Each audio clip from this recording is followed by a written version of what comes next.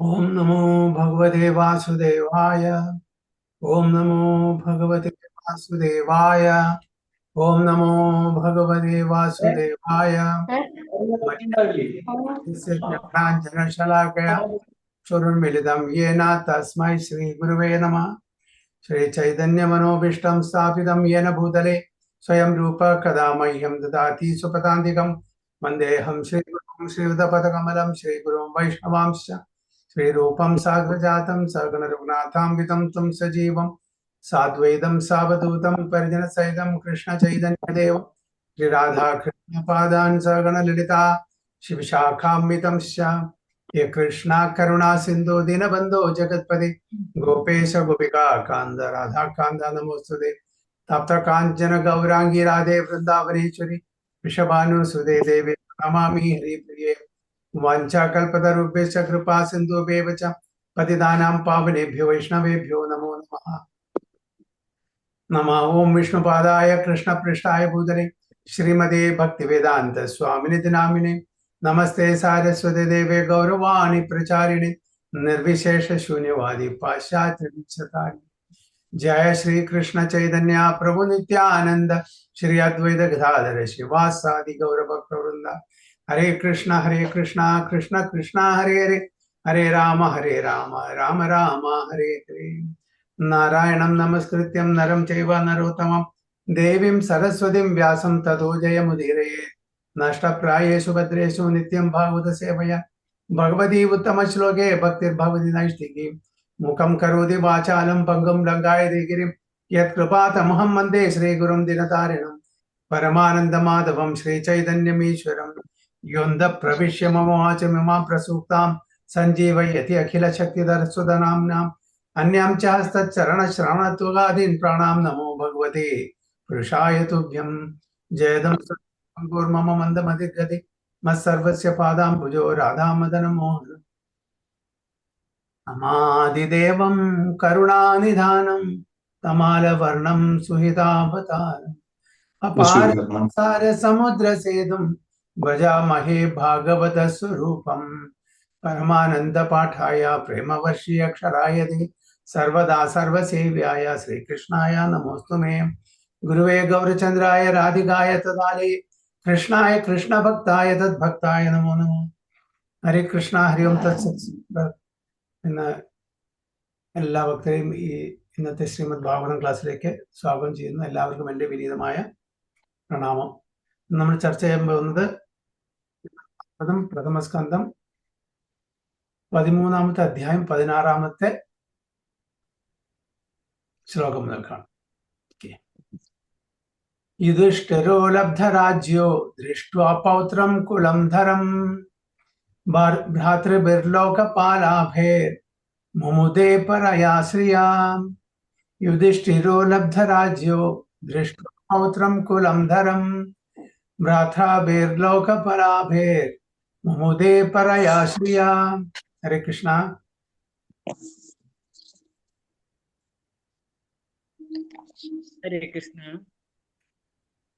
हरे कृष्ण प्रभु जी. हरे कृष्ण प्रणाम. युधिष्ठिरो लब्धराजो दृष्ट्वा पौत्रं कुलन्धरं प्रातभृल्लोकपालाभैर्मुमुदे परया श्रिया. हरे कृष्ण. ഹരേ കൃഷ്ണ. വിവർത്തനം. അദ്ദേഹത്തിന്റെ രാജ്യം സ്വായത്തമാക്കിയതിനും വംശപാരമ്പര്യം തുടർന്നുകൊണ്ടു പോകുവാൻ തക്ക പ്രാപ്തിയുള്ള ഒരു പൗത്രന്റെ ജനനം ദർശിച്ചതിനും ശേഷം മഹാരാജാവ് യുധിഷ്ഠിരൻ പ്രജകൾക്ക് വിദഗ്ധ ഭരണാധികാരികളായിരുന്ന അദ്ദേഹത്തിന്റെ ഇളയ ഭ്രാതാക്കളുടെ സഹകരണത്തോടെ അസാമാന്യമായ സമ്പത്ത് ആസ്വദിച്ച് സമാധാനത്തോടെ രാജ്യഭരണം നടത്തി. Hare Krishna. Thank you Prabhuji. Having won his kingdom and observed the birth of one grandson, competent to continue the noble tradition of his family, Maharaja Yudhishthira reigned peacefully and enjoyed uncommon opulence in cooperation with his younger brothers, who were all expert administrators to the common people. അപ്പോൾ യുദ്ധത്തിന് ശേഷം ആരാണ് ജയിച്ചത്? പാണ്ഡവന്മാർ ജയിച്ചു. അവർക്ക് രാജ്യഭരണം കിട്ടി. അപ്പോൾ അവിടെ യുധിഷ്ഠിര മഹാരാജാവാണ് രാജാവായിട്ട് ഉദ്ഘോഷിക്കപ്പെട്ടത്. യുധിഷ്ഠിര മഹാരാജും തന്റെ സഹോദരന്മാരുള്ള മറ്റു പാണ്ഡവന്മാരുടെയും ആ സഹകരണത്തോടുകൂടി അവർ നന്നായിട്ട് ജീവിച്ചു എന്നാണ് ഇവിടെ പറയുന്നത്. എങ്ങനെ? നല്ല രാജഭരണം കാഴ്ചവെച്ചിട്ട്. അപ്പോൾ ഈ അധ്യായത്തിന്റെ ശീർഷകം, ഇതിന്റെ തലക്കെട്ട് എന്താണ്?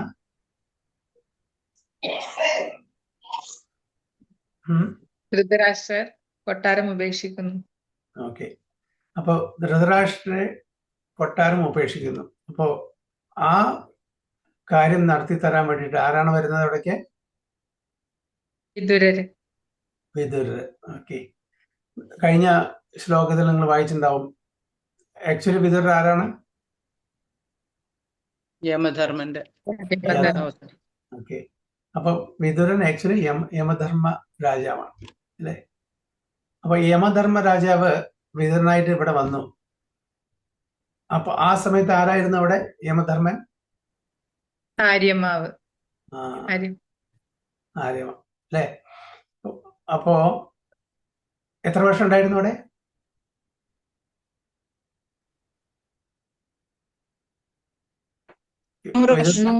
വിദുരൻ എത്ര വർഷം ഉണ്ടായിരുന്നു? 100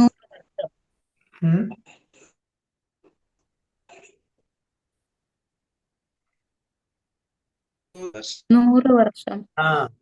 100 വർഷത്തിൽ പരണ്ടായിരുന്നു. അപ്പൊ ആര്യമായിരുന്നു അവിടുത്തെ. ആര്യമ ആരുടെ മകനാണ്?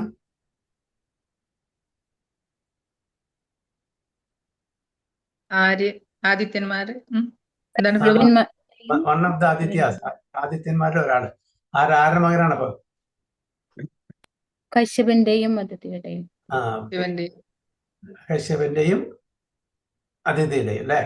അവരെ ആദിത്യന്മാർ പറഞ്ഞു. കശ്യപന്റെയും ദിതിയുടെയും മക്കൾ എന്താ പറയാ? അവരെന്താ പറയാ?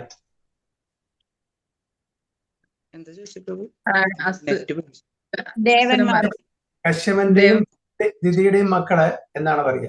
അതിഥിയുടെ മക്കള് ആദിത്യന്മാര് പറഞ്ഞു. കശ്യപന്റെയും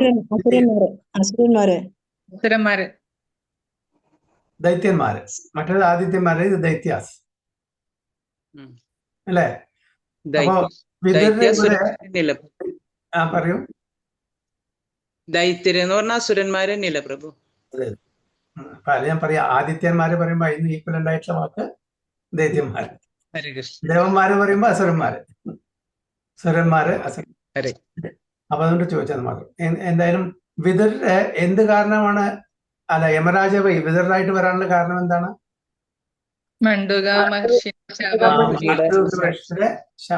ആ ശാപം നല്ലതായിരുന്നു ചീത്തയായിരുന്നു? നല്ലതായിരുന്നു. എന്താ കാരണം?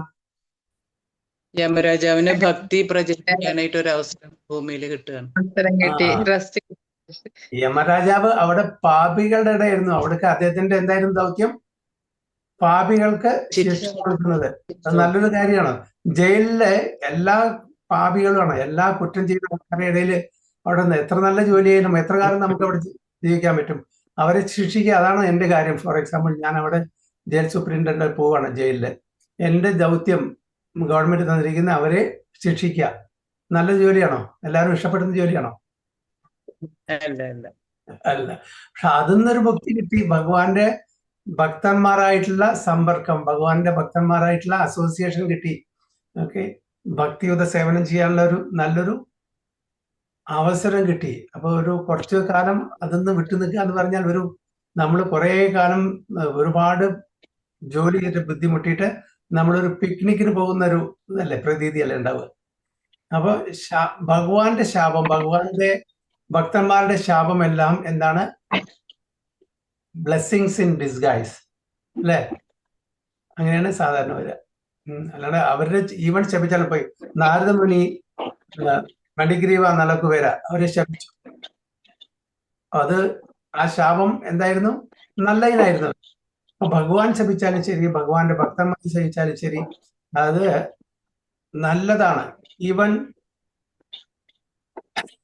ജയവിജയന്മാരെ ശപിച്ചു. ആര്? സനത് കുമാരന്മാർ. അപ്പോ എന്തായിരുന്നു? മൂന്ന് ജന്മം നിങ്ങളെ അസുരന്മാരെ അതാണ് അവർ ഓപ്റ്റ് ചെയ്തത്. അല്ലെങ്കിൽ എത്രയോ ജന്മം നിങ്ങള് 7 ജന്മം. ഭക്തന്മാരായിട്ട് അപ്പൊ ഏതാണ് അവർ ഓപ്റ്റ് ചെയ്തത്? 3 ജന്മം ജന്മം. അസുരന്മാർ. കാണിച്ചാൽ അത്രയും പെട്ടെന്ന് ഭഗവാന്റെ ആ സംഘത്തിൽ തിരിച്ചു ചെന്ന് ചേരണം. അതാണ്. അപ്പൊ എന്തായാലും ഭഗവാനായാലും ശരി, ഭഗവാന്റെ ഭക്തന്മാരായാലും ശരി, ശാപം അത് നല്ലതായിട്ട് ഒന്ന് ഭവിക്കും എന്നാണ് പറയുന്നത്. അപ്പൊ ആ വിതുരന് ഇവിടെ വന്നിരിക്കുന്നത് ധൃതരാഷ്ട്ര എങ്ങനെയെങ്കിലും, കാരണം ധൃതരാഷ്ട്രവും വിതുരും തമ്മിലുള്ള ആ ഒരു ഇത്, ആ ഒരു കോപ്പറേഷൻ. അപ്പൊ വിതുരൻ പറയുന്നുണ്ട് എന്താണ് അഡ്രസ് ചെയ്യുന്നത്? ഓ രാജൻ എന്ന് പറഞ്ഞാണ്. ആക്ച്വലി രാജാവാണോ? അപ്പോ ധൃതരാഷ്ട്ര അല്ല, എങ്കിലും ഒരു സർക്കാസം, ഒരു പരിഹാസമാണ്. കാണിച്ചാൽ യാതൊരു ഇതുമില്ല, വടിവുകൾ ഒരു അതോറിറ്റി ഇല്ല. അവിടെ നിന്നിട്ട് രാജാവ് എന്നും ഞാൻ രാജാവ് എന്നുള്ള ആ വിചാരത്തിൽ അവിടെ ജീവിക്കുകയാണ്. മറ്റുള്ളവരുടെ പ്രൊട്ടക്ഷനിൽ, ആരെയാണോ നശിപ്പിക്കാൻ തുനിഞ്ഞത് അവരുടെ പ്രൊട്ടക്ഷനിൽ ഇവിടെ ധൃതരാഷ്ട്ര രാജാവായിട്ട് വാഴുന്നു എന്ന് സങ്കല്പിച്ചിട്ട് ജീവിക്കുകയാണ്. അപ്പൊ അതിൽ നല്ലത് ഓ രാജൻ എത്രയും പെട്ടെന്ന് ഇവിടുന്ന് പോകാൻ വേണ്ടി പറയാം. അപ്പൊ ഇവിടെ യുധിഷ്ഠിര മഹാരാജാവ് ഏറ്റെടുത്ത ശേഷം തന്റെ സഹോദരനോട് കൂടിയിട്ട് വളരെ നന്നായിട്ട് രാജഭരണം കാഴ്ചവെച്ച് അവിടുത്തെ സമ്പത്തും കാര്യങ്ങളെല്ലാം വളരെ നന്നായിട്ട് ആസ്വദിച്ച് ജീവിച്ചു എന്നാണ് പറയുന്നത്. അപ്പൊ അതിന്റെ അർത്ഥം നമ്മൾ മനസ്സിലാക്കുക, അതായത് അവർക്കും ഇത്രയും ആ ഒരു ഭൗതിക തലത്തിലുള്ള ആസ്വാദനം ചെയ്യാനുള്ള ആ ഒരു ആഗ്രഹം ഉണ്ടെന്നല്ല അർത്ഥം, അല്ലെ? അപ്പൊ ആക്ച്വലി ഇവിടെ എന്താണ് പ്രഭുപാദ പർപ്പിളിൽ പറയുന്നുണ്ട്, ആക്ച്വലി ആഗ്രഹിച്ചതും ഇത് കൂടുതൽ ആസ്വദിച്ച് ജീവിച്ചതും യുധിഷ്ഠിരമാരായവല്ല. കാരണം വെച്ചാൽ അവർക്ക് യാതൊരു അറ്റാച്ച്മെന്റും ഇല്ല. അറ്റാച്ച്മെന്റ് ഉണ്ടായിരുന്നെങ്കിൽ അവർ ഉടനെ പോകുമായിരുന്നു. 36 വർഷമൊക്കെയാണ് അവർ രാജ്യം ഭരിച്ചത്. ഓക്കെ, ഭഗവാൻ കൃഷ്ണന്റെ തിരോധാനം നടന്ന ശേഷം ഇമ്മീഡിയറ്റ്ലി അവര് ഇവിടുന്ന് വിട്ടുപോയി. ആരെ ഏൽപ്പിച്ചിട്ട്? പരീക്ഷിത് മഹാരാജാവിനെ ഏൽപ്പിച്ചിട്ട്. അവർക്ക് അത്ര ആസക്തി ഉണ്ടായിരുന്നെങ്കിൽ അവര് ഈ രാജ്യഭരണം വിട്ടുപോകും? വിട്ടുപോവില്ല. കാരണം അവർക്ക് അതിനോട് ആസക്തി ഇല്ല. അവർക്ക് എന്താണ് ആസക്തി? ഭഗവാൻ എവിടെയുണ്ടോ അവിടെ ഭഗവാന്റെ സേവനം ചെയ്തിട്ട്, ഭഗവാന്റെ സേവനം അനുഷ്ഠിച്ചിട്ട് അവിടെയാണ് അവരുടെ ആസ്വാദനം. പക്ഷെ ഇവിടെ പറഞ്ഞെങ്കിൽ എന്തായാലും ഇവിടെ ആ ഒരു അറ്റാച്ച്മെന്റ് ഇവിടെ പറഞ്ഞിട്ടുണ്ടെങ്കിലും യുധിഷ്ഠിര മഹാരാജക്കും പഞ്ചപാണ്ഡവന്മാർക്കും ഭൗതിക ഇന്ദ്രിയ തൃപ്തിയോടെ അറ്റാച്ച്മെന്റ് ഇല്ല. അത് നമ്മൾ ആ വിരക്തി അപ്പോഴുണ്ട്. അതുകൊണ്ടാണ് ഭഗവാന്റെ ആ തിരോധാനം നടന്ന ഉടനെ ഇവരെല്ലാവരും പുറത്തോട്ട് പോയത് ഇതിനു വേണ്ടിയിട്ട്, ഇവിടുന്ന് ഭൗതിക ലോകത്ത് നിന്ന് ആധ്യാത്മിക ലോകത്തിലേക്ക് പോകാൻ വേണ്ടി. So peacefully enjoyed uncommon opulence in cooperation with his younger brothers were all expert administrators to the common people. Expert administrators അവരൊക്കെ. അപ്പൊ അവരുടെ ഇന്ദ്രിയ തൃപ്തി എല്ലാവരും നോക്കിയിരുന്നത് പ്രജകളുടെ എന്താണോ ആവശ്യം, ഓക്കെ, അവരെ എങ്ങനെ കൃഷ്ണാവബോധത്തിലേക്ക് കൊണ്ടുവരാം, അവരെ എങ്ങനെ ഭക്തന്മാരാക്കിയിട്ട് തിരിച്ച് അവരുടെ ലക്ഷ്യസ്ഥാനത്തേക്ക് എത്തിക്കാം എന്നുള്ള ആഗ്രഹമായിരുന്നു അവർക്ക്. So both Maharaja Yudhishthira and Arjuna were unhappy from the beginning of the battle of Kurukshetra. But even though they were unwilling to kill their own men in the fight, it had to be done as a matter of duty, for it was planned by the supreme will of Lord Sri Krishna. അപ്പൊ രണ്ടുപേരും, യുധിഷ്ഠിര മഹാരാജാവും അർജുനനും രണ്ടുപേരും ആഗ്രഹിച്ചിരുന്നില്ല യുദ്ധം. എനിക്ക് അർജുനൻ യുദ്ധം ആഗ്രഹിച്ചിരുന്നില്ല. അതിനെന്താണ് നമുക്കൊരു കാരണം പറയാനുള്ളത്? അർജുനൻ യുദ്ധം ആഗ്രഹിച്ചിരുന്നില്ല. എങ്ങനെ നമുക്ക് മനസ്സിലായി? അപ്പൊ യുദ്ധത്തിന്റെ ആദ്യം തന്നെ അർജുനൻ പറഞ്ഞു, ഞാൻ യുദ്ധം ചെയ്യാൻ പോകുന്നില്ല. സ്വജനങ്ങളെ വധിച്ചിട്ട് എനിക്ക് രാജ്യഭരണം ആവശ്യമില്ല, എനിക്ക് പദവി ആവശ്യമില്ല. അർജുനൻ. പക്ഷെ യുധിഷ്ഠിര മഹാരാജാവിന് യുദ്ധം ആവശ്യമില്ല എന്ന് നമുക്ക് എങ്ങനെ പറയാൻ പറ്റും?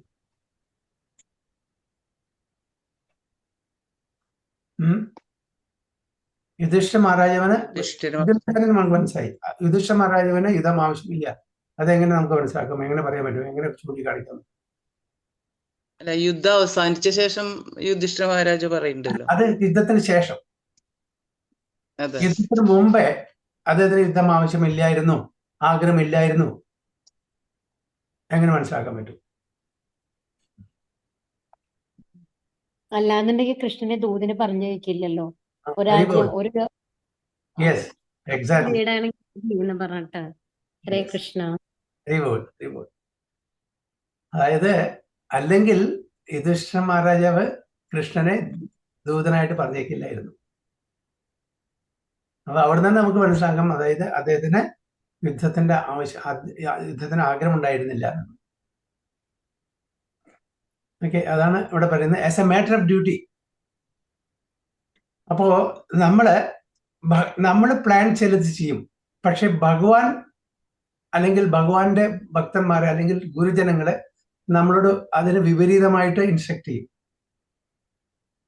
അപ്പൊ നമ്മുടെ പ്ലാൻ ഇവിടെ നടപ്പാക്കണോ, അതോ ഭഗവാന്റെ അല്ലെങ്കിൽ ഭക്തന്മാരുടെ അല്ലെങ്കിൽ ഗുരുജനങ്ങളുടെ പ്ലാൻ നടപ്പാക്കണോ? ഏതാണ് നമ്മൾ ചെയ്യേണ്ടത്?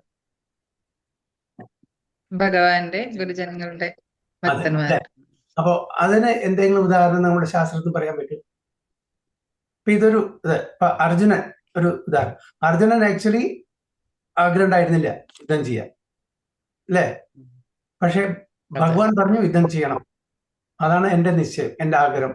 അപ്പൊ ഭഗവാനെ പ്രീതിപ്പെടുത്താൻ വേണ്ടിയിട്ട് അർജുനൻ യുദ്ധത്തിൽ ഏർപ്പെട്ടു, അല്ലേ? അതൊരു യുധിഷ്ഠിരന്മാർ. അപ്പൊ ഇതേപോലെ സമാനമായിട്ട് നമുക്ക് നമ്മളുടെ സ്ക്രിപ്റ്റേഴ്സ് എന്തെങ്കിലും ആഗ്രഹമില്ല, എന്റെ ആഗ്രഹം ഒന്നായിരുന്നു, പക്ഷെ ഭഗവാനോ അല്ലെങ്കിൽ ഗുരുജനങ്ങളോ അതല്ല ആഗ്രഹിച്ച് അതിന് വിപരീതമായി ആഗ്രഹിച്ച് അത് നടപ്പിലാക്കി. അതിനെന്തെങ്കിലും ഉദാഹരണങ്ങൾ പറയാൻ പറ്റും?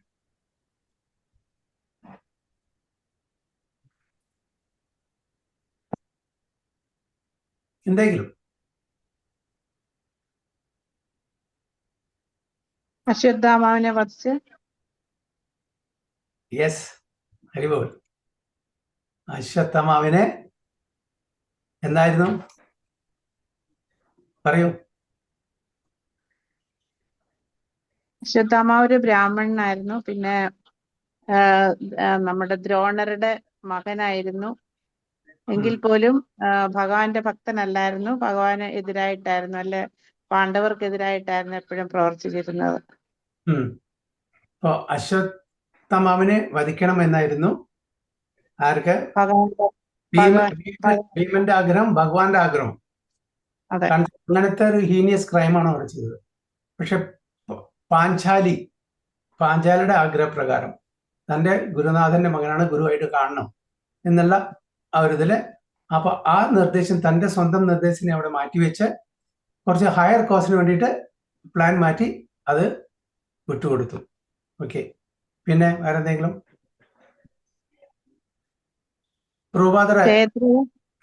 പറയൂ. ജയദ്രഥന്റെ കഥ. ജയദ്രഥൻ അതെങ്ങനെയാണ് ആവുന്നത്? ജയദ്രഥനെ കൊല്ലണം എന്നായിരുന്നല്ലോ ആഗ്രഹം എല്ലാവർക്കും, അർജുനനും പാണ്ഡവന്മാർക്കും കൃഷ്ണനും ഒക്കെ. അതെങ്ങനെയാണ് ഉദാഹരണമായിട്ട് വരുന്നത്? ശ്രീല പ്രഭുപാദരുടെ ലൈഫിൽ നിന്ന് എന്തെങ്കിലും പറയാൻ പറ്റുമോ? പ്രഭുപാദരുടെ ലൈഫിൽ ഗുരുവിന്റെ അല്ലേ പാശ്ചാത്യ നാടുകളിലേക്ക് പോയത്, അതാണോ? അല്ല, അതല്ല. അത് ആഗ്രഹം ഉണ്ടായിരുന്നു, അത്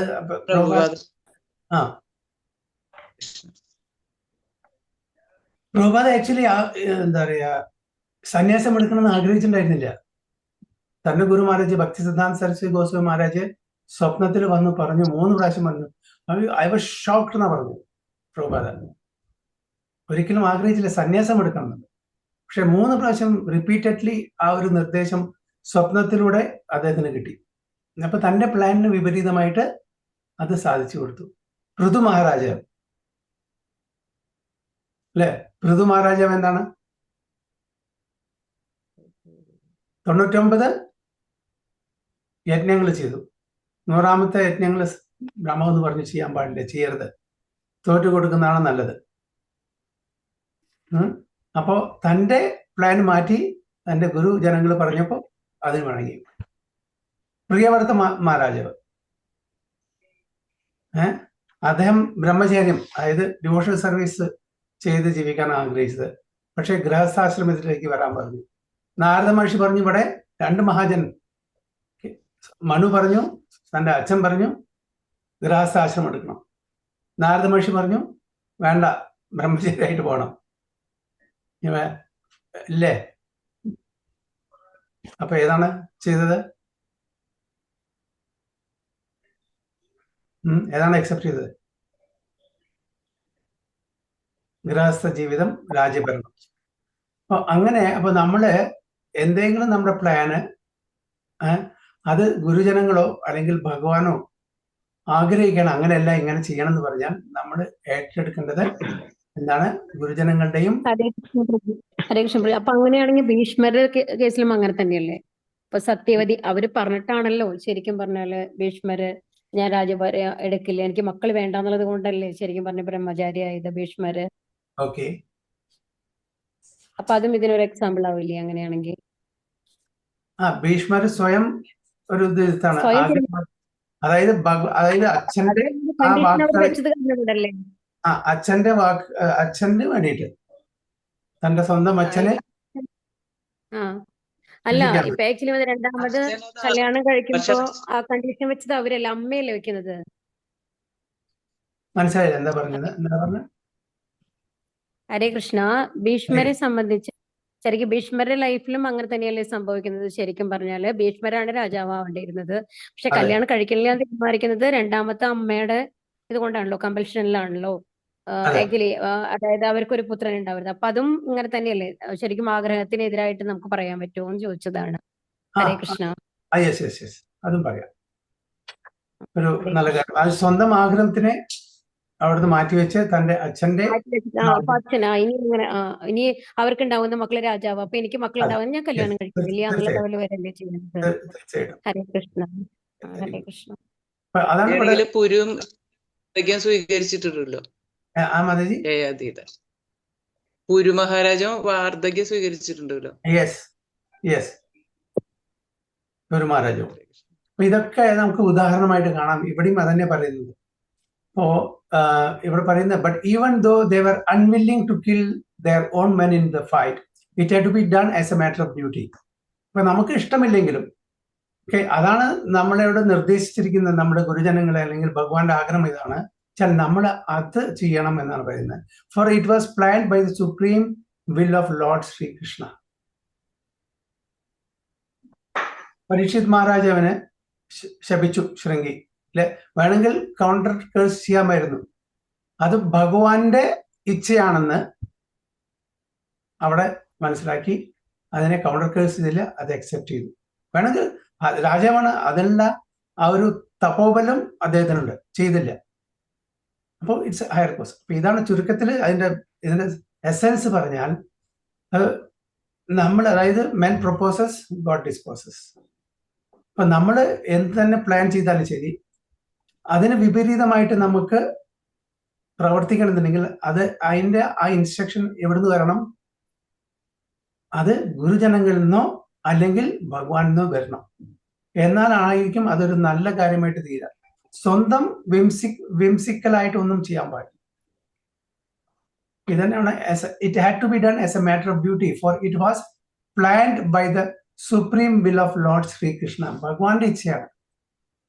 അപ്പൊ ഇവിടെ പരീക്ഷിത് മഹാരാജാവും എന്താണ് വിചാരിച്ചത്? ഇത് ഭഗവാന്റെ ഇച്ഛയാണ്. പിന്നെ യുധിഷ്ഠിര മഹാരാജാവ് തന്നെ സ്വയം കുറ്റപ്പെടുത്തി, ഞാൻ കാരണമാണ് ഇത്രയും ആൾക്കാര് വധിക്കപ്പെട്ടത്, ഈ യുദ്ധത്തിന്റെ കാരണം ഞാനാണ് എന്ന് വിചാരിച്ച് സങ്കടപ്പെടുകയായിരുന്നു. അപ്പോ എന്താണ് പറഞ്ഞത്? This is the will of the Providence. ഭഗവാന്റെ ഇച്ഛയാണത്. അപ്പൊ അതാണ് നമ്മൾ ഇവിടെ നോക്കേണ്ടത്. For it was planned by the supreme will of Lord Sri Krishna. After the battle, Maharaja Yudhishthira was unhappy over such mass killings. Practically, there was none to continue the Kuru dynasty after them, the Pandavas. Actually, Parikshit Maharaja valle അല്ലാണ്ട് ആരും ഉണ്ടായിരുന്നില്ല. ആ പരീക്ഷിത് മഹാരാജാവും ജനിച്ചിട്ടില്ല. അപ്പോ the only remaining hope was a child in the womb of his daughter-in-law Uttara, and he was also attacked by Ashwatthama. അപ്പൊ അത് ആ കുഞ്ഞിനെ നശിപ്പിക്കാൻ അശ്വത്ഥാമ പരിശ്രമിച്ചു. But by the grace of the Lord, the child was saved. So after the settlement of all disturbing conditions and re-establishment of the peaceful order of the state, and after seeing the surviving child Parikshit well satisfied, Maharaja Yudhishthira felt some relief as a human being, although he had very little attraction for material happiness, which is always illusory and temporary. അപ്പൊ ഇവിടെ ശ്ലോകത്തില് ഇത് പറഞ്ഞിട്ടുണ്ടെങ്കിൽ കൂടി പ്രഭുപാദ ഇവിടെ വളരെ clear ആയിട്ട് എഴുതുന്നുണ്ട്. Yudhishthira reigned peacefully and enjoyed uncommon opulence in cooperation with his younger brothers. Enjoyed ആണ്. ഇവിടെ എന്താ പറയുന്നത്? Maharaja Yudhishthira felt some relief as a human being, although he had very little attraction for material happiness. Very little attraction. അതായിരുന്നില്ല അദ്ദേഹത്തിന്റെ ലക്ഷ്യം. ഈ വംശം എങ്ങനെയും നിലനിർത്തണം. അപ്പൊ പരീക്ഷിത് മഹാരാജാവ് രക്ഷപ്പെട്ടപ്പോ yes, somebody is there to take care of the kingdom. ഇനി നമുക്ക് റിട്ടയർ ചെയ്യാം, വിരമിക്കാം ഈ ഭൗതിക ലോകത്ത് നിന്ന്. കാരണം ഭഗവാനും പോയി. ഭഗവാൻ ഇല്ലാത്ത ജീവിതം എന്തിനാണ് എന്ന് പഞ്ചപാണ്ഡവന്മാർക്കുണ്ടായിരുന്നു, കുന്തി മഹാരാജ്. അതുകൊണ്ടാണല്ലോ കുന്തി മഹാരാണി പ്രാർത്ഥിച്ചത്. അതായത് ആ വിപത്ത് വരട്ടെ കൂടുതൽ, എന്നാലും ഭഗവാൻ കൂടെ ഉണ്ടായുള്ളൂ. ഭഗവാന്റെ സ്മരണത്തിൽ നമുക്കിതെല്ലാം മറക്കും. അപ്പോൾ ഈ മെറ്റീരിയൽ ഹാപ്പിനെസ്, ഭൗതിക സുഖമെല്ലാം ടെമ്പററി ആണ്, അത് ഇല്യൂഷറി ആണ്, താൽക്കാലികമാണെന്നുള്ള അവർക്ക് വളരെ നന്നായിട്ട് അറിയാം. അതുകൊണ്ട് ഈ ഒരു ഐശ്വര്യത്തിന്റെ പിന്നാലെ അവർ പോകുന്നില്ല. അത് ഒരു കോയിൻസിഡൻസ് ആണ്, അതൊരു ബൈ പ്രോഡക്റ്റ് ആണ്, അത്ര തന്നെ. അതിന് ഇമ്പോർട്ടൻസ് കൊടുത്തില്ല. അതൊന്നും പൂർണ്ണമായിട്ടും വിരക്തി അവർക്കുണ്ടായിരുന്നു, അതാണ് അവിടെ പറയുന്നത്. അപ്പോൾ വിരക്തി ഉണ്ടായിരുന്നു, അതേപോലെ ജ്ഞാനം ഉണ്ടായിരുന്നു. ഇത് രണ്ടാണ് മെയിനായി. വൈരാഗ്യ വിദ്യ, നിജഭക്തി യോഗ. വൈരാഗ്യ വിദ്യ, വൈരാഗ്യം എന്ന് പറഞ്ഞാൽ എന്താണ്? വിരക്തി അല്ലെ? വിദ്യ ഇസ് നോളേജ്, ജ്ഞാനം. ഇത് രണ്ടും ഉള്ളവർക്ക് മാത്രമാണ്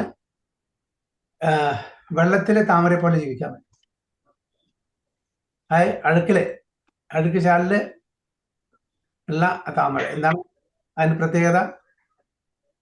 അഴുക്കിലാണ് താമര വളരുന്നതെങ്കിലും ആ അഴുക്കായിട്ട് യാതൊരു സമ്പർക്കവുമില്ല. അതേപോലെ ഭക്തന്മാർ ഈ ഭൗതിക ലോകത്തിലാണ് ജീവിക്കുന്നതിന് കൂടിയിട്ട് ഭൗതിക ലോകത്തിലായിട്ട് യാതൊരു ഒരു ബന്ധവുമില്ല. They are in the material world, but they are not of this material world. അപ്പൊ അങ്ങനെയാണ് ഭക്തന്മാര് ഈ ഭൗതിക ലോകം ചെയ്യുന്നത്. ഭക്തന്മാർ പറഞ്ഞാൽ അവർ ലിബറേറ്റഡ് സോൾസ് ആണ്, മുക്താത്മാക്കളാണ്. ഇവിടെ വരുന്ന ഭഗവാന്റെ ഇച്ഛ കൊണ്ടും ഭഗവാന്റെ ഓരോ മിഷൻ ആ ലീലകളിൽ പങ്കെടുക്കാൻ വേണ്ടിയിട്ടും ഭഗവാനെ സഹായിക്കാൻ വേണ്ടിയിട്ടും സന്തോഷം പകരാൻ വേണ്ടിയിട്ടും അതിന് വേണ്ടിയിട്ടാണ് ഭക്തന്മാർ ഇവിടെ വരുന്നത്. ആക്ച്വലി ഇവരെല്ലാം ലിബറേറ്റഡ് സോൾസ് ആണ്, നമ്മളെപ്പോലുള്ള ബദ്ധാത്മാക്കളല്ല. അപ്പൊ അവരെ നമ്മളിൽ ഒരാളായിട്ട് കാണുന്നതന്നെ അപരാധമാണ്. Lila, this are part of the lilas. ഭഗവാന്റെ ലീലകളിൽ പങ്കെടുക്കാൻ വേണ്ടിയിട്ട് പല പല റോളിലും ഇവിടെ വന്ന് അഭിനയിക്കുന്നത് മാത്രമേ ഉള്ളൂ. ടെക്സ്റ്റ് 17. ഏവം ഗൃഹേഷു സക്താനാം പ്രമത്താനാം തദ് ഈഹയാം അത്യക്രാമത് അവിജ്ഞാത കാലപരമദുഷ്ടരാ.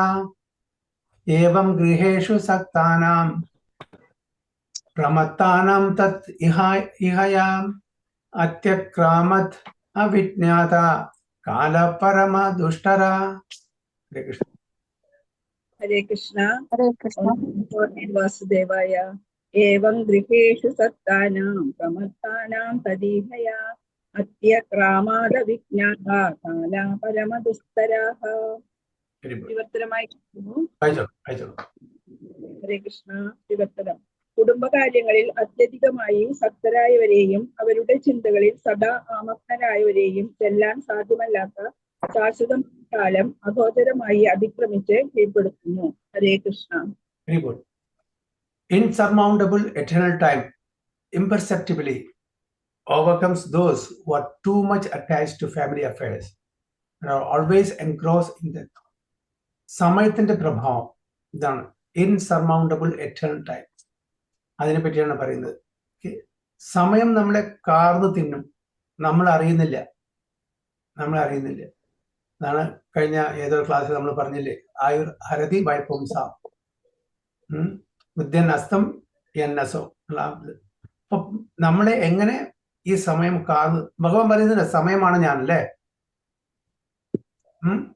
ഭഗവാനാണ് സമയം. നമ്മളെപ്പോഴും വിചാരിക്കുന്നു ഇതേപോലെ നല്ല രീതിയിൽ എപ്പോഴും നമ്മൾ ജീവിക്കും എന്നുള്ള ആ ഒരു ചിന്തയിലായിരിക്കും നമ്മളെപ്പോഴും. നമ്മളുടെ കഴിഞ്ഞ ഒരു 10 വർഷം മുമ്പത്തെ കാണുന്ന ആലോചിച്ചു പോകും, 20 വർഷം മുമ്പത്തെ, ഇനി വരാൻ പോകുന്ന 10-20 വർഷം മുമ്പത്തെ ശേഷത്തിലുള്ള കാലം ആലോചിച്ചു പോകും. അപ്പൊ നമുക്ക് മനസ്സിലാവും നമ്മൾ ഒരിക്കലും ഒരേ രീതിയിൽ ജീവിക്കാൻ പറ്റില്ല.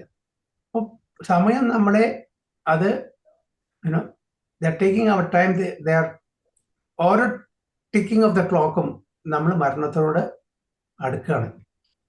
ഇൻസർമൗണ്ടബിൾ എറ്റേൺ ടൈമാണ്, നമുക്കൊന്നും ചെയ്യാൻ പറ്റില്ല. ഒരു നിമിഷം പോയി കഴിഞ്ഞാൽ അത് പോയ തന്നെയാണ്, നമുക്ക് തിരിച്ചെടുക്കാൻ പറ്റില്ല. അപ്പൊ നമ്മൾ കൂടുതൽ ഫാമിലി അറ്റാച്ച്മെന്റ് ഉണ്ടെങ്കിൽ ഇതെല്ലാം മറക്കും. നമ്മൾ എന്നെന്നും പെർമനന്റ് ഇവിടെ ജീവിക്കും എന്നുള്ള ചിന്തയോടുകൂടിയാണ് നമ്മൾ. അഹം മമേതി, അല്ലെ? അഹം മമേതി, ഐ മീ ആൻഡ് മൈൻ, ഞാന് എന്റേത്. ഈ ചിന്തയോടുകൂടി നമ്മൾ ജീവിക്കുമ്പോൾ നമ്മൾ ബാക്കിയുള്ള എല്ലാ സത്യവും എല്ലാം മറന്ന് നമ്മൾ ഇതെല്ലാം നമുക്ക് ജീവിക്കാനുള്ള നമ്മളുടെ കംഫർട്ടിന് വേണ്ടിയിട്ടാണ്, എപ്പോഴും നമ്മുടെ കൂടെ ഉണ്ടായിരിക്കും എന്നുള്ള ചിന്തയോടുകൂടിയായിട്ട് നമ്മൾ ജീവിക്കുന്നത്. അപ്പൊ ഇത് നമ്മളെ നമുക്കറിയുന്നില്ല സമയം നമ്മളുടെ ലൈഫിനെ അപഹരിക്കുന്നു നമ്മൾ. So I'm now happy. I have everything in order. My bank balance is quite enough. I can now give my children enough estate. I'm now successful. The poor beggar sannyasis depend on God, but they come to beg from me. Therefore, I am more than supreme God. ഒരു സാധാരണ മനുഷ്യന്റെ ഒരു ചിന്തയാണ് ഇവിടെ പറയുന്നത്. I am very happy now. എൻ്റെ എല്ലാം ഉണ്ട്. എൻ്റെ എന്താണ്ട്, ഞാൻ എന്താഗ്രഹിക്കുന്നു അത് ചെയ്യാനുള്ള കരുത്തുണ്ട്, ധനമുണ്ട്, ആൾക്കാരുണ്ട്, പവറുണ്ട്, എല്ലാം ഉണ്ട്. പിന്നെ എന്തിനു ഞാൻ വിഷമിക്കണം? ഞാൻ ആരെ ഡിപ്പെൻഡ് ചെയ്യണം? അല്ലെ? I M independent, I M self made മാൻ. ഇതാണ് നമ്മളുടെ ഒരു അഹന്ത. എനിക്ക് ഒരാളും പേടിക്കേണ്ട ആവശ്യമില്ല, ഒരാളെയും ഡിപ്പെൻഡ് ചെയ്യേണ്ട ആവശ്യമില്ല. I M self made. Okay, നമ്മള് ഇൻഡിപെൻഡന്റ് ആണോ? നമ്മൾ ഇൻഡിപെൻഡന്റ് ആണോ? അല്ല. ഇൻഡിപെൻഡൻസ് ഇല്ലേ നമുക്ക്? ഒട്ടും ഇല്ല. ഒട്ടും ഇൻഡിപെൻഡൻസ് ഇല്ല. ഇൻഡിപെൻഡൻസ് ഇല്ലെങ്കിൽ നമ്മൾ റോബോട്ട് ആവില്ലേ? റോബോട്ട് എന്താണോ പ്രോഗ്രാം ചെയ്തിരിക്കുന്നത് അത് പ്രകാരം വർക്ക് ചെയ്യുള്ളൂ, അല്ലെ? അപ്പൊ നമ്മൾ റോബോട്ടാണോ? അല്ല. നമുക്ക് ഇൻഡിപെൻഡൻസ് ഉണ്ട്, പക്ഷെ വളരെ ലിമിറ്റഡ് ആണ്. അപ്പൊ നമ്മൾ ഇന്ത്യൻസ് ആണ്. ഇപ്പൊ ഇന്ത്യയിൽ എവിടെ പോകാനുള്ള ആ ഫ്രീഡം നമുക്കുണ്ട്. ഒരു ഇന്ത്യ വിട്ടിട്ട് മറു രാജ്യം പോകുമ്പോൾ ആ രാജ്യത്തിന്റെ സമ്മതം വേണം, അവിടുത്തെ വിസ വേണം, അവിടുത്തെ അപ്രൂവൽ വേണം. പക്ഷെ നമുക്ക് ഇൻഡിപെൻഡൻസ് ഉണ്ട്, ഇല്ലെന്ന് പറയാൻ പറ്റില്ല. പക്ഷെ അത് വളരെ മൈന്യൂട്ടാണ്. V R independent. നമ്മൾ എങ്ങനെ, ഞാൻ എപ്പോഴും പറയുന്ന പോലെ, പശുവിന്റെ ആ സ്വാതന്ത്ര്യം എന്താണ്? അതിന്റെ കയറിന്റെ നീളം, അത്രയും സ്ഥലം അതിന് എവിടെ വേണം പോവാം, ആ കയറിന്റെ നീളത്തിനനുസരിച്ചിട്ട്. അതേപോലെ നമുക്കും ഇൻഡിപെൻഡന്റ്. ഈ ഭൗതിക ലോകത്തിൽ നമുക്ക് എവിടെയും പോവാം. ഈ ജന്മം കഴിഞ്ഞാൽ വേറെ ഏതെങ്കിലും യൂണിവേഴ്സലായിരിക്കും നമ്മൾ ജനിക്കുന്നത്, അറിയാൻ പറ്റില്ല. നമ്മുടെ കർമ്മത്തിന്റെയും ആഗ്രഹത്തിന്റെയും അടിസ്ഥാനത്തിൽ നമുക്ക് വേറെ ഏതെങ്കിലും യൂണിവേഴ്സിൽ നമുക്ക് ജന്മം കിട്ടാൻ, അല്ലെങ്കിൽ ഈ യൂണിവേഴ്സലായിരിക്കും. ചിലപ്പോൾ ഈ ശരീരം മനുഷ്യ ശരീരം കിട്ടില്ല, മൃഗങ്ങളുടെ ആയിരിക്കാം, പക്ഷികളുടെ ആയിരിക്കാം, കൃമി കീടങ്ങളുടെ ആയിരിക്കാം, വൃക്ഷങ്ങളുടെ ആയിരിക്കാം. അപ്പൊ ഈ ഭൗതിക ലോകത്തും വിട്ടു പോകുന്നെങ്കിൽ അതിന് യോഗ്യത വേണം. അത് നമ്മളുടെ ആ ഇൻഡിപെൻഡൻസ്, അതായത് ആ ഫ്രീഡം, നമ്മൾ ഭഗവാന്റെ അതായത് ഗുരു സാധു ശാസ്ത്ര അത് പ്രകാരം ജീവിച്ചാൽ നമുക്ക് പോകാൻ പറ്റും. ഓക്കെ, അപ്പൊ നമ്മൾ ഇൻഡിപെൻഡന്റ് ആണോ ചോദിച്ചാൽ അല്ല, അല്ല ചോദിച്ചാൽ ആണ്. അതായത് ലിമിറ്റഡ് ഇൻഡിപെൻഡന്റ്, ലിമിറ്റഡ് ഫ്രീഡം ഭഗവാൻ അതിന്റെ മനുഷ്യർക്ക് മാത്രം, മറ്റൊരു ജീവജാലങ്ങൾക്കും കൊടുക്കാത്ത ഒരേ ഒരു ഇത് ആ ഫ്രീഡം. അതുകൊണ്ടാണ് നമുക്ക് എന്തുള്ളത്? കർമ്മഫലമുള്ളത്, അല്ലെ? മൃഗങ്ങൾക്ക് കർമ്മഫലമില്ല. എന്തുകൊണ്ട് കർമ്മം? അവർക്ക് ആ ലിറ്റിൽ ഫ്രീഡം, നമ്മൾ എൻജോയ് ചെയ്യുന്ന ആ ലിറ്റിൽ ഫ്രീഡം നമുക്കില്ല. അപ്പൊ അതുകൊണ്ടാണ് നമുക്ക് ഈ അഹന്ത. I am happy, I have everything in order, എല്ലാം ശരിയായിട്ട് വർക്ക് ചെയ്യുന്നുണ്ട്. My bank balance is quite enough. ബാങ്കിൽ ഇഷ്ടംപോലെ പൈസ ഉണ്ട്. പക്ഷെ ബാങ്ക് എപ്പോഴാണ് കൊളാപ്സ് ആവുക, എപ്പോഴാണ് ബാങ്ക്രപ്റ്റ് ആവുക, എപ്പോഴാണ് എന്തെങ്കിലും ഗവൺമെന്റ് വിപരീതമായിട്ടുള്ള പ്രതികൂലമായിട്ടുള്ള ഒരു നിയമം പാസ്സാക്കുക, ഒന്നും പറയാൻ പറ്റില്ല. നാളെ ബാങ്ക് പറയാണ് ഗവൺമെന്റ് എത്ര പൈസ ഉണ്ടായാലും ശരി ഓരോരുത്തർക്കും 1,00,000 മീതെ ബാങ്കിൽ നിന്ന് വിഡ്രോ ചെയ്യാൻ പറ്റില്ല. നാളെ ഒരു നിയമം കൊണ്ടുവന്നാൽ നമ്മൾ എന്ത് ചെയ്യും? അപ്പൊ ഇതെല്ലാം നമ്മുടെ തെറ്റായിട്ടുള്ള ധാരണ, മിസ്കൺസെപ്ഷൻ ആണ്. എൻ്റെ അടുത്ത് എല്ലാം ഉണ്ട്, എന്നെ നോക്കാൻ എനിക്ക് കഴിയും, എന്നെ ഒരാൾക്കും തോൽപ്പിക്കാൻ പറ്റില്ല. I can now give my children enough estate, ഇഷ്ടംപോലെ സ്ഥലം എസ്റ്റേറ്റ് കൊടുക്കാം നമ്മുടെ മക്കൾക്ക്. I am now successful. The poor beggar sannyasi depend on God, but they come to beg from me. അത് വേറൊരു കാര്യം. സന്യാസിമാര് അവരെന്താണ്? റെനൻസിയൻസ് ആണ്. അവര് ഭഗവാനെ ആശ്രയിച്ച് ജീവിക്കുന്നതാണ്. പക്ഷെ പൈസയ്ക്ക് വേണ്ടി എൻ്റെ അടുത്ത് വരും.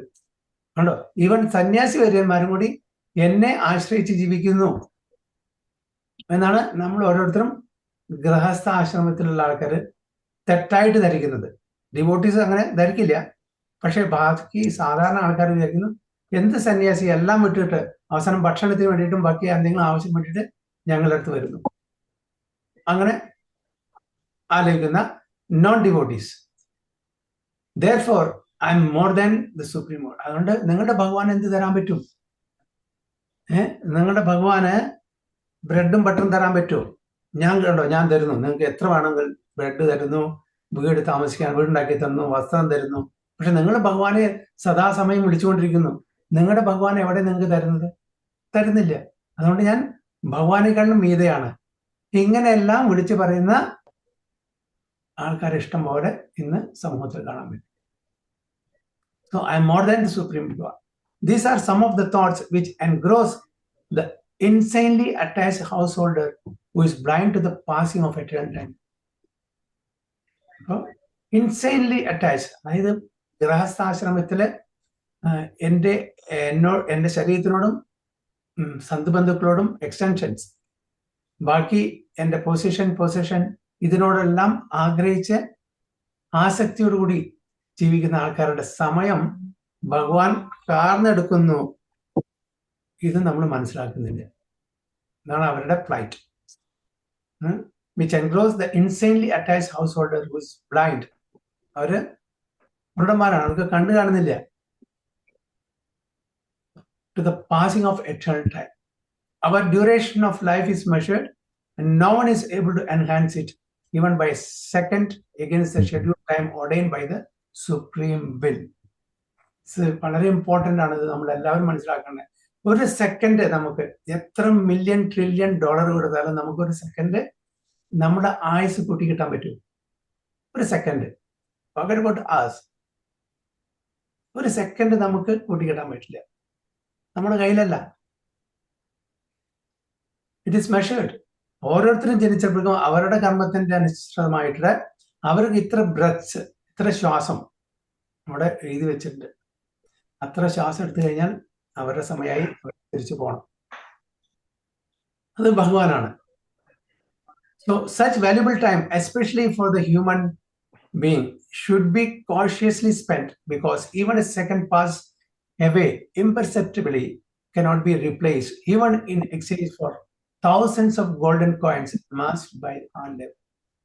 അതാണ് ഞാൻ പറഞ്ഞത് നേരത്തെ, എത്ര തന്നെ പൈസ കൊടുത്താലും ശരി നമുക്ക് ആ സമയം തിരിച്ചു കിട്ടില്ല. ആ സമയം ചെലവഴിച്ചത് തന്നെ. അപ്പൊ അതുകൊണ്ടാണ് ഭഗവാൻ പറയുന്നത്, ഭഗവത്ഗീതയിൽ ഭാഗവത്തില് വ്യാസദേവനും പറയുന്നത്, അപ്പോൾ ഓരോ സമയവും ഓരോ നിമിഷവും നമ്മൾ ഭഗവാന്റെ സേവനത്തിൽ അനുഷ്ഠിച്ചാൽ അത് നമുക്ക് ഫേവറബിൾ ആയിട്ട്, നമുക്ക് നഷ്ടമല്ല. മറ്റത് ഭഗവാന്റെ സേവനത്തിൽ ഉപയോഗിക്കാത്ത ഓരോ നിമിഷവും നമ്മൾ നഷ്ടപ്പെടുത്തുന്നവരാണ്. അതായത് സൂര്യോദയം മുതൽക്ക് സൂര്യാസ്തമയം വരെ നമ്മൾ ഭഗവാന് വേണ്ടി പ്രവർത്തിക്കുന്നു, അത് നമുക്ക് ലാഭവും മറ്റത് നമുക്ക് നഷ്ടവുമാണ് എന്ന് പറയുന്നു.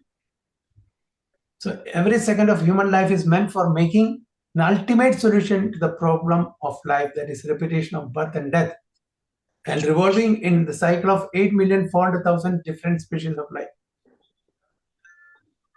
അപ്പൊ നമ്മളുടെ നെക്സ്റ്റ് ലൈഫ് നമ്മളാണ് തീരുമാനിക്കുന്നത്.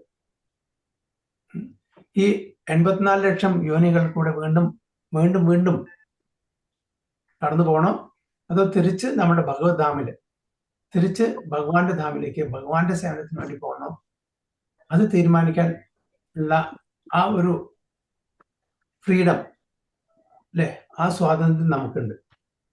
നമ്മുടെ 8,400,000 different species of life. The material body, which is subject to birth and death, disease and old age, is the cause of all sufferings of the living beings.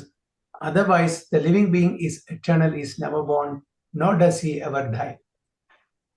ഭഗവത്ഗീതയിലെ 2-ാമത്തെ അധ്യായത്തിൽ ഇഷ്ടംപോലെ ശ്ലോകങ്ങൾ പറയുന്നുണ്ട്. അതായത് ആത്മാവിന് ഒരിക്കലും നാശമില്ല, അതിനെ നശിപ്പിക്കാൻ പറ്റില്ല, ഒരുപാട് ശ്ലോകത്തിൽ പറയുന്നു. ഇതെല്ലാം നമ്മുടെ തലയുടെ മീതെ കൂടെ പോകും. എത്ര പ്രാവശ്യം വായിച്ചാലും ശരി, ഇതെല്ലാം നമ്മുടെ തല ഉള്ളിൽ പോയില്ല, മീതെ കൂടെ പോകും. ഇതാണ് ഇവിടെ പറയുന്നത്. അപ്പോ ജന്മമൃത്യു ജരാവ്യാധി ഇതെല്ലാവർക്കും പറഞ്ഞാണ്. അതായത് ഇവിടെ ജനിച്ചിട്ടുണ്ടെങ്കിൽ മരണമുണ്ട്, അതിൻ്റെ ഇടയിൽ ജരാവ്യാധി എല്ലാവർക്കും, ഏത് സ്പെഷീസിലായിരിക്കും, മനുഷ്യർക്ക് മാത്രമല്ല എല്ലാവർക്കും ഇത് പറഞ്ഞിട്ടുണ്ടാണ്.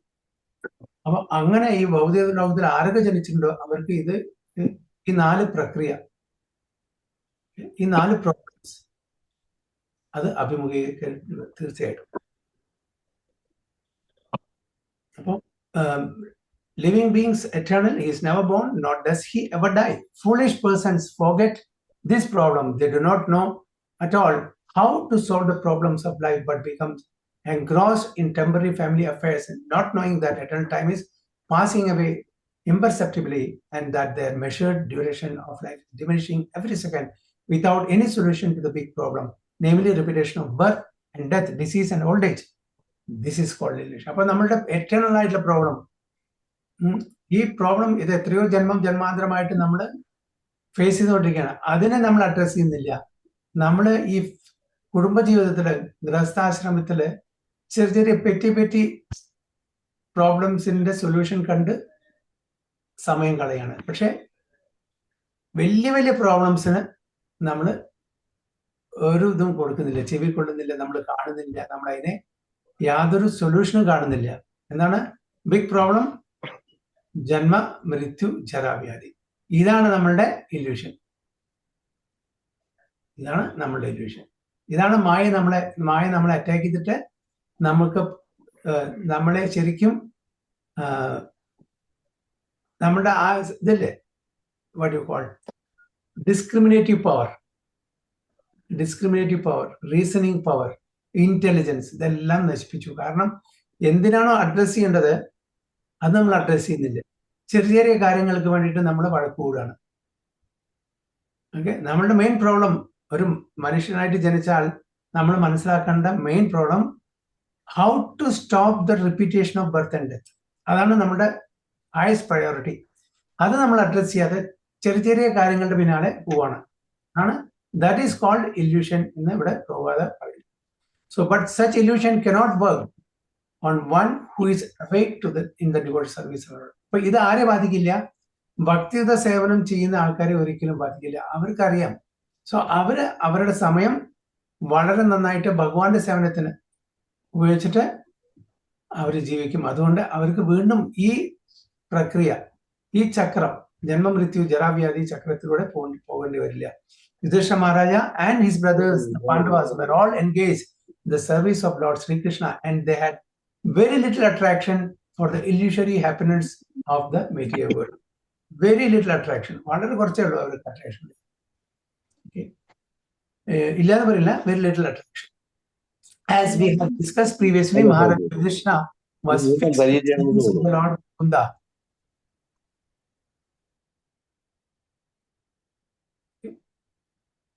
As we have discussed previously, Maharaja Yudhishthira was fixed in the service of the Lord Mukunda, the Lord who can award salvation. Mukunda പറഞ്ഞാൽ ആർക്കാണോ മുക്തി തരാൻ കഴിയുന്നത്, അദ്ദേഹത്തിന്റെ പേരാണ് മുകുന്ദൻ. ആരാണ് മുകുന്ദൻ? ഭഗവാൻ കൃഷ്ണൻ. വേറെ ആർക്കും മുക്തി തരാൻ പറ്റില്ല.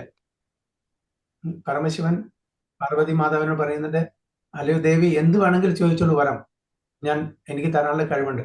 പക്ഷെ മുക്തി മാത്രം ചോദിക്കും. മുക്തി കൊടുക്കാനുള്ള ആ കഴിവ്, ആ പോർട്ട്ഫോളിയോ എൻ്റെ കയ്യിലല്ല. അത് ചോദിക്കണമെങ്കിൽ മുകുന്ദനോട് ചോദിക്കണം. ആണ് Mukunda, the Lord who can award salvation. And therefore he had no attraction even for such comforts of life as are available in the kingdom of heaven, because even the happiness obtained on the planet Brahmaloka is also temporary and illusory. ബ്രഹ്മലോകത്തിൽ പോയാലും അവിടെയും കൂടിയും അതുകൂടിയും temporary. കാരണം അതും ഈ ഭൗതിക ലോകത്തിൻ്റെ ഉള്ളിൽ വരുന്നതാണ്. അവിടെ ക്ലേശങ്ങൾ കുറവായിരിക്കാം, ലൈഫ് ഡ്യൂറേഷൻ കൂടുതലായിരിക്കാം. പക്ഷെ ഇതും അവിടെയും എന്താണ്, നമ്മളുടെ ലൈഫ് ടെമ്പററി ആണെന്ന് പറഞ്ഞ് മനസ്സിലാക്കണം. അപ്പൊ ഈവൻ ബ്രഹ്മലോകത്തിലേക്ക് പോയിട്ട് അവിടെ ജീവിക്കാൻ ശ്രമിച്ചാൽ കൂടിയിട്ട് അതും ഇവിടെ ടെമ്പററി ആണെന്ന് വളരെ ക്ലിയർ ആയിട്ട് ഇവിടെ പറയുന്നു. So Brahmaloka is also temporary and illusory, because the living being is eternal. He can be happy only in the eternal abode of the kingdom of God, Paravyoma, from which no one returns to this region of repeated birth and death, disease and old age. അപ്പോൾ ഇത് വളരെ clear ആയിട്ട് മനസ്സിലാക്കാം. അതായത് നമ്മൾ eternal beings ആണ്, നമ്മൾ temporary beings അല്ല. ആത്മാവ് എറ്റേണൽ ആണ്, പാസ്റ്റ് പ്രസന്റ് ആൻഡ് ഫ്യൂച്ചർ അങ്ങനത്തെ ഒരു കാര്യമില്ല. എറ്റേണൽ ആയിട്ട് ശാശ്വതമായിട്ട് നിലനിൽക്കുന്ന ആൾക്കാരാണ്. അപ്പൊ നമ്മൾക്ക് ഹാപ്പിനെസ് കിട്ടണമെന്നുണ്ടെങ്കിൽ, നമുക്ക് സന്തോഷം ആനന്ദം കിട്ടണമെങ്കിൽ അങ്ങനത്തെ സ്ഥലത്ത് പോകണം. അതാണ് പരവ്യോമ, ആധ്യാത്മിക ലോകം. അപ്പൊ എറ്റേണൽ ആയിട്ടുള്ള ആ സ്ഥലത്തെ നമുക്ക് എറ്റേണൽ ഹാപ്പിനെസ് കിട്ടുള്ളൂ. ഈ താൽക്കാലികമായിട്ടുള്ള ഇല്യൂഷറി പ്ലേസ് നമുക്ക് എറ്റേണൽ ഹാപ്പിനെസ് കിട്ടില്ല, ടെമ്പററി ഹാപ്പിനെസ് ആണ്. അതും ഈ ജരാവ്യാധി പ്രോബ്ലംസ് കൂടെ നമുക്ക് കടന്നു പോകേണ്ടി വരും എന്ന് പറഞ്ഞു തരാണ് ഇവിടെ ചെയ്യുന്നത്. പരവ്യോമ, ഫ്രം വിച്ച് നോ വൺ. അപ്പോ ഗത്വാനെ വർത്തന്തി, ആരാണോ അവിടെ എത്തിയിരിക്കുന്നത് അവർ ഒരിക്കലും ഇവിടെ ഈ ഭൗതിക ലോകത്തിലേക്ക് ക്ലേശങ്ങൾ അനുഭവിക്കാൻ വേണ്ടിയിട്ട് വരേണ്ട ആവശ്യമില്ല എന്നാണ് പറയുന്നത്. Never returns. Therefore, any comfort of life or any material happiness which does not warrant eternal life is but illusion for the eternal living being. One who understands this factually is learned, and such a learned person can sacrifice any amount of material happiness to achieve the desired goal known as Brahma Sukham. അപ്പോൾ ഈ ബ്രഹ്മസുഖം എന്ന് പറഞ്ഞാൽ എന്താണ്? ഭഗവാന്റെ കൂടെ ജീവിക്കുമ്പോൾ ഉണ്ടാവുന്ന ആ പരമാനന്ദം. അതിന് പകരം നമ്മൾ താൽക്കാലികമായിട്ടുള്ള ടെമ്പററി ആയിട്ടുള്ള സുഖത്തിന്റെ പിന്നാലെ പറക്കം പായാണ് ചെയ്യുന്നത്. Or absolute happiness.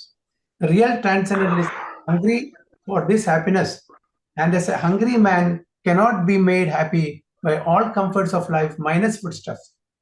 So the man hungry for absolute happiness cannot be satisfied by any amount of material happiness. എന്ത് തന്നെ കൊടുത്താലും ശരി നമുക്ക് ആ ഒരു പെർമനന്റ് ഹാപ്പിനെസ് കിട്ടില്ല. അതായത് നമുക്ക് എക്സെപ്റ്റ് ഇവിടെ പറയുന്നുണ്ട്, അതായത് വളരെ വിശന്ന് വരുന്ന ഒരാൾക്ക് ഒരു സാറ്റിസ്ഫാക്ഷൻ കിട്ടും ഭക്ഷണം കിട്ടുമ്പോൾ കുറച്ച് നേരത്തേക്ക്. എക്സെപ്റ്റ് ദാറ്റ് എന്നാ പറയുന്നത് അല്ലേ? ഇവിടെ എഴുതിന്റെ Therefore, any comfort of life or any material happiness which does not warrant an eternal life is but an illusion for the eternal living being. One who understands this factually is learned, and such a learned person can sacrifice any amount of material happiness to achieve the desired goal known as Brahmasukham or absolute happiness. Real transcendentalists are hungry for this happiness. ശരിക്കുള്ള ഭക്തന്മാര് ഇതിനു വേണ്ടിയിട്ടാണ് അവർ ഇതാണ് ആഗ്രഹിക്കുന്നത്. അവരുടെ വിശപ്പ് എന്താണ്? ഈ permanent ആയിട്ടുള്ള happiness. And as A hungry man cannot be made happy by all comforts. അതായത് എന്ത് തന്നെ കംഫർട്ട് കൊടുത്താലും ശരി, അവർക്ക് ഭക്ഷണം കിട്ടിയില്ലെങ്കിൽ അവർക്ക് സാറ്റിസ്ഫാക്ഷൻ കിട്ടില്ല. ഒരു വിശന്ന് വരുന്ന ആൾക്കാർക്ക് നിങ്ങൾ വേറെ എന്തെങ്കിലും കൊടുത്തോളൂ, വീട് കൊടുത്തോളൂ, അവർക്ക് സാറ്റിസ്ഫാക്ഷൻ. അവർക്ക് എന്താണ്? വിശപ്പാണ്. അപ്പൊ ആ വിശപ്പാണെങ്കിൽ അവർക്ക് സാറ്റിസ്ഫാക്ഷൻ കിട്ടും. All comforts of life minus foodstuff. അതായത് ഭക്ഷണമല്ല വേറെ എന്ത് കൊടുത്താലും അവർക്ക് ആ ഒരു സാറ്റിസ്ഫാക്ഷൻ കിട്ടില്ല. So the man hungry for eternal absolute happiness cannot be satisfied by any amount of material happiness. Therefore, the instruction described in this verse cannot be applied to Maharaja Yudhishthira or his brothers and mother. എന്താണ് പ്രഭുപാദ ഈ പർപ്പോട്ടിൽ പറയുന്നതെന്ന് വെച്ചാൽ, അതായത് യുധിഷ്ഠിര മഹാരാജാവ് ഈ ഐശ്വര്യമായിട്ടുള്ള ജീവിതം ആസ്വദിച്ച് ജീവിക്കുകയാണ് എന്ന് പറഞ്ഞില്ല. ഇവിടെ പ്രഭുപാദ് പറയുന്നത് അത് ആക്ച്വലി അതല്ല കാര്യം. The instruction described in this verse cannot be applied to Maharaja Yudhishthira. Maharaja യുധിഷ്ഠിരനെ സംബന്ധിച്ചോളം ഈ ഇൻസ്ട്രക്ഷൻ അത് ബാധകമല്ല എന്നാണ് പറയുന്നത്. Or his brothers, മറ്റ് പാണ്ഡവന്മാർക്കും, and mother Kundi Maharani. It was meant for persons like Dhritarashtra, for whom Vidura came especially to impart lesson. ഇത് ആരെ ബാധിക്കും? Persons like Dhritarashtra. ധൃതരാഷ്ട്ര ബാധിക്കും. കാരണം ധൃതരാഷ്ട്രയ്ക്ക് മെറ്റീരിയൽ ഐസ് മാത്രമല്ല, സ്പിരിച്വൽ ഐസും ഇല്ല. സാധാരണ ഭൗതിക തലത്തിലുള്ള കാര്യങ്ങൾ കാണാനുള്ള കാഴ്ച ശക്തി നശിച്ച ആൾക്കാർക്ക് അവർക്കൊരു ഉൾക്കാഴ്ച ഉണ്ടായിരിക്കും, സ്പിരിച്വൽ വിഷൻ ഉണ്ടായിരിക്കും. ഇവിടെ ധൃതരാഷ്ട്രക്ക് രണ്ടുമില്ല, മെറ്റീരിയൽ വിഷനും ഇല്ല, സ്പിരിച്വൽ വിഷനും ഇല്ല. അപ്പൊ അങ്ങനെ ധൃതരാഷ്ട്രയെ സംബന്ധിച്ചോളം ഇത് ബാധകമായിരിക്കും, ഇത് റിലവന്റ് ആയിരിക്കും എന്നാണ് പറയുന്നത്. For whom Vidura came especially to. അതുകൊണ്ടാണ് വിദുരൻ അല്ലെങ്കിൽ അവിടെ വരേണ്ട യാതൊരു ആവശ്യമില്ല. തന്റെ സ്വന്തം സഹോദരനെ ഉദ്ധരിക്കാൻ വേണ്ടിയിട്ട് വേണം. കാരണം അവരുമായിട്ടുള്ള റിലേഷൻഷിപ്പ് അങ്ങനെയായിരുന്നു ചെറുപ്പകാലത്ത്. ധൃതരാഷ്ട്ര വിദുരൻ രാജാവല്ല, ശൂദ്രന്റെ മകനാണ്, രാജപദവി ഇല്ല. എങ്കിലും വേണ്ടുന്ന എല്ലാ കാര്യങ്ങളും ചെയ്തു കൊടുത്തത് ധൃതരാഷ്ട്രമാണ്. അപ്പോ ആ ഒരു ബന്ധം, അപ്പോൾ തൻ്റെ ജ്യേഷ്ഠനോടുള്ള ഒരു കടപ്പാട്, എങ്ങനെയെങ്കിലും ജ്യേഷ്ഠനെ ഇതിന്ന് പുറത്തേക്ക് കടത്തണം എന്നുള്ള ആഗ്രഹം കൂടി ഉണ്ടായിരുന്നു. അതുകൊണ്ടാണ് വിദുരൻ പിൽഗ്രിമേജ് തീർത്ഥാടനം കഴിഞ്ഞിട്ട് തിരിച്ചു വന്നത്, തന്റെ സഹോദരനെ ഉദ്ധരിക്കാൻ വേണ്ടിയിട്ട്. For whom Vidura came especially to impart lessons.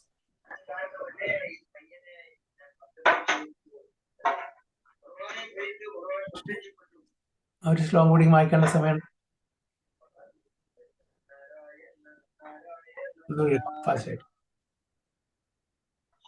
വിദുരസ്തദ് അഭിപ്രേത്യ ധൃതരാഷ്ട്രം അഭാഷതാം Rajan നിർഗമ്യതാം ശീഘ്രം പശ്യേദം ഭയമാഗതം.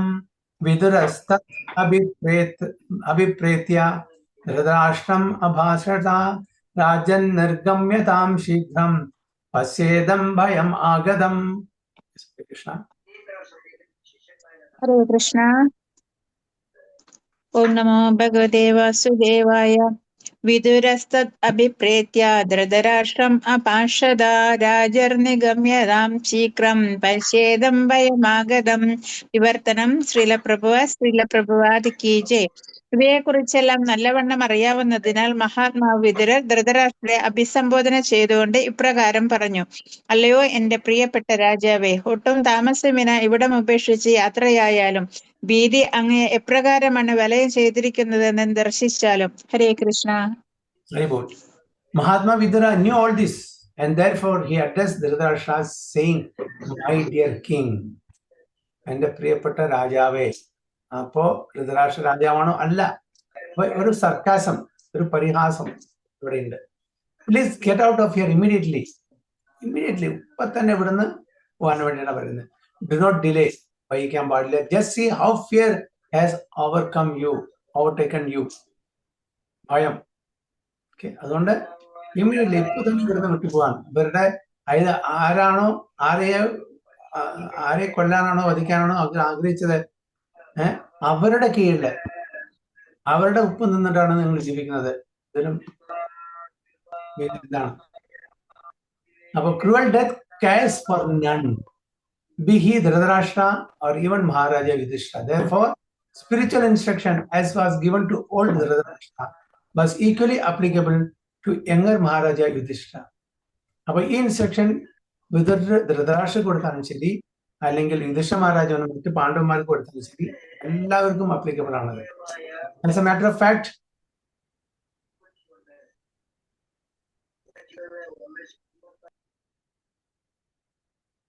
of fact, everyone in the royal palace, including the king and his brothers and mother, was rapidly attending the lectures. എല്ലാവരും കേൾക്കുന്നുണ്ടായിരുന്നു.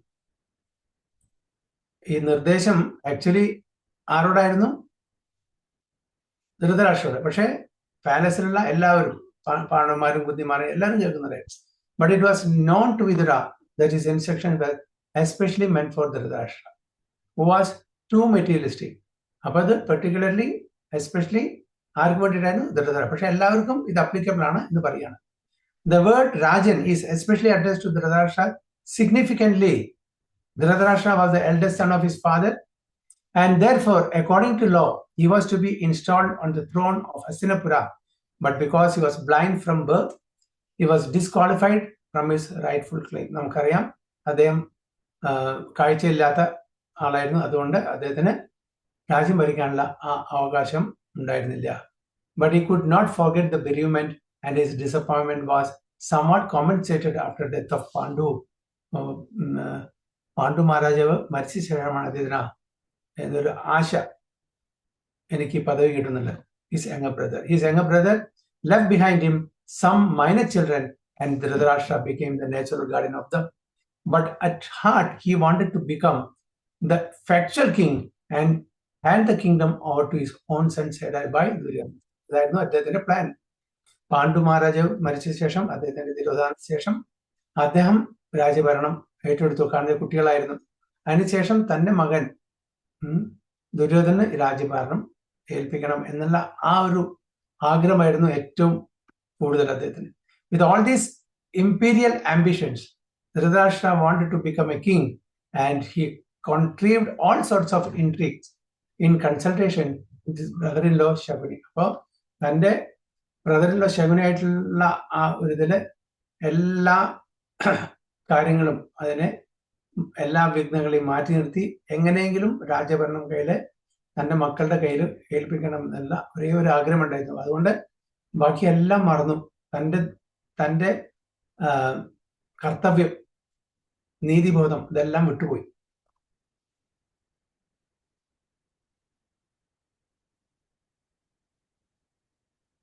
But everything failed by the will of the Lord. And at last stage, even after losing everything, men and money, he wanted to remain as king, being the eldest uncle of Maharaja Yudhishthira. Maharaja Yudhishthira, as a matter of duty, maintained Dhritarashtra in royal honor. And Dhritarashtra was happily passing away his numbered days in the illusion of being king or the royal uncle of King Yudhishthira. അപ്പോൾ യുധിഷ്ഠിര മഹാരാജവും പാണ്ഡവരും മറ്റു പാണ്ഡവ ബ്രദേഴ്സും പണ്ട് നന്നായിട്ട് തന്നെയാണ് ധൃതരാഷ്ട്രയെ നോക്കിയിരുന്നത്. അവർക്ക് യാതൊരു ശത്രുതയും ഒന്നും ഉണ്ടായിരുന്നില്ല. ഇത്രയൊക്കെ ഒരുപാട് ക്ലേശങ്ങൾക്ക് അവർക്ക് സഹിക്കേണ്ടി വന്നാലും കൂടിയിട്ട് അവരൊന്നും അത് കാണിച്ചതല്ല. ധൃതരാഷ്ട്രയെ വളരെ നന്നായി നോക്കിയത്. പക്ഷെ ധൃതരാഷ്ട്രക്ക് മനസ്സാവുന്നില്ല, തൻ്റെ ദിവസങ്ങള് എണ്ണപ്പെട്ടു, ഇനിയെങ്കിലും ഇവിടുന്ന് പോണം, സാൽവേഷൻ, ലിബറേഷൻ, ഇതിനുവേണ്ടി ശ്രമിക്കണം എന്ന് മറന്നുപോയി. അത് വിദുരരുടെ കൂടെ ഓർമ്മിക്കാൻ വേണ്ടി വന്നിരിക്കുകയാണ്. Vidura as a saint and as the duty-bound affectionate younger brother of Dhritarashtra wanted to awaken Dhritarashtra from his slumber of disease and old age. Vidura therefore sarcastically addressed Dhritarashtra as the king, which he was actually not. Everyone is a servant of the eternal time, and therefore no one can be king in this material world. King means the person who can order. The celebrated English king wanted to order time and tide, but the time and tide refused to obey his order. British കാര്യം പറയണ പ്രഭാത അല്ലേ? Time and tide refused to obey his order. നമ്മുടെ കയ്യിലല്ല, സമയം നമ്മുടെ കയ്യിലല്ല, Tide തിരമാലകൾ അത് എപ്പോൾ വരും എപ്പോൾ പോകും നമുക്ക് പറയാൻ പറ്റില്ല. Time and tide never waits. ആരുടെയും ഇൻസ്ട്രക്ഷൻ വെയിറ്റ് ചെയ്യില്ല. ഓക്കെ, ഞാൻ സമയം നിൽക്കുന്നു, നിങ്ങൾ പറയുമ്പോഴേ ഞാൻ മൂവ് ചെയ്യുള്ളൂ, അതേപോലെ ടൈഡും. So therefore, one is a false king in the material world, and Dhritarashtra was particularly reminded of this false position and of the factual, fearful happenings which had already approached him at that time. Vidura asked him to get out immediately if he wanted to be saved from the fearful situation which was approaching him fast. He did not ask Maharaja Yudhishthira in that way because he knew that a king like Maharaja Yudhishthira is aware of all fearful situations of this flimsy world and would take care of himself. In due course, even though Vidura might not be present at that time. അപ്പോൾ ഈ instruction ആർക്കാണ് കൊടുത്തത്? ധൃതരാഷ്ട്രക്ക്. He did not ask Maharaj Yudhishthira in that way. Maharaj Yudhishthira പറയില്ല. വിതുരർക്ക് നന്നായിട്ട് അറിയാം യുധിഷ്ഠിര മഹാരാജും മറ്റു പാണ്ഡവന്മാരും ഭക്തന്മാരാണ്, അവർക്കറിയാം സമയം നമ്മുടെ കയ്യിലല്ല. അപ്പൊ വേണ്ട സമയത്ത് വേണ്ട ചെയ്തില്ലെങ്കിൽ നമ്മൾ ദുഃഖിക്കേണ്ടി വരും. അപ്പൊ അവരോട് ഈ നിർദ്ദേശം കൊടുത്തില്ല.